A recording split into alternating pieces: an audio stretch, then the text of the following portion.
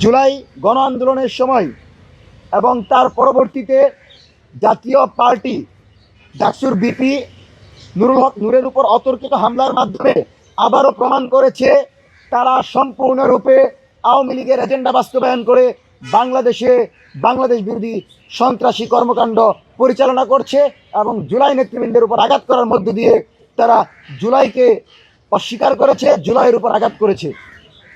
সুতরাং বাংলাদেশের রাজনীতিতে দেশবিরোধী এই সংগঠনকে আমরা দেখতে চাই না। আপনাদেরকে আজকে এখানে দাঁড়ানোর একটাই কারণ, সেটা হচ্ছে জাতীয় পার্টির মনোনয়নপত্র দাখিল। আজকে তাদেরকে যদি অন্তর্বর্তীকালীন সরকার বিচারের পূর্বে, জবাবদিহিতার পূর্বে নির্বাচনে অংশগ্রহণ করায়, তাহলে আমরা মনে করবো অন্তর্বর্তীকালীন সরকারের ভিতর ঘাপটি মেরে আওয়ামী এবং ভারতীয় অপশক্তিরা লুকিয়ে আছে। এবং তাদের মনোনয়নপত্র দাখিল করার পেছনে আমরা মনে করি সরাসরি আওয়ামী লীগ এবং 14 দলের যে অপশক্তির যে জোট ছিল সেই জোট জড়িত।